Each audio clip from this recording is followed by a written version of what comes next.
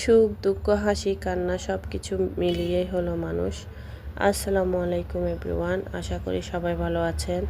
আমিও ভালো আছি আলহামদুলিল্লাহ। আমি সকাল সকাল কোথায় যাচ্ছি আপনারা দেখুন। আমি প্রাইম ব্যাংকে গিয়েছিলাম, প্রবর্তক মোড়ে।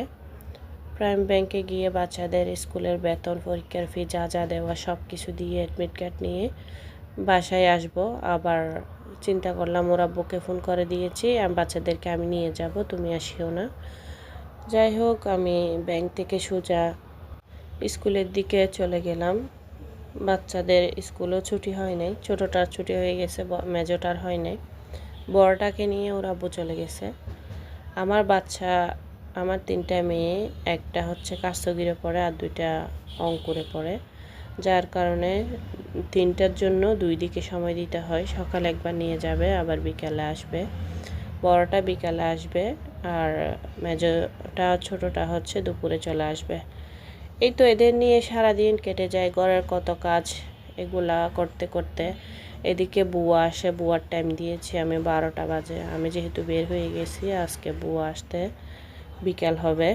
আমি ফোন করেছিলাম, ও ফোন রিসিভ করে নাই। ও আসলো, অবশ্য বুয়ার বাসা আমার বাসার নিচে, যার কারণে আসতে পারবে। এদিকে কিছু কেনাকাটা করেছি, 2টা বিছনা চাদর নিয়েছি, আর কিছু না। অনেক এমনি সুন্দর লাগছে, যার কারণে আমি হঠাৎ চোখ গিয়েছে চিটাং শপিং থেকে 2টা বিছানা চাদর নিয়েছি।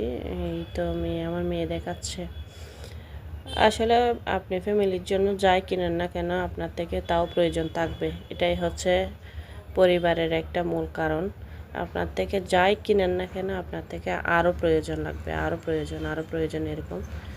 যাই হোক, বাচ্চাদের একটু মুখের হাসি দেখি এটাই অনেক খুশি লাগে। আমি যখন গিয়েছিলাম, আমি যেহেতু একটু কম যাই এখন, আমার মেয়ে ছোটোটা দৌড়ায় এসে আমাকে জড়ায় ধরছে, আম্মু তুমি কেমনে আসছো।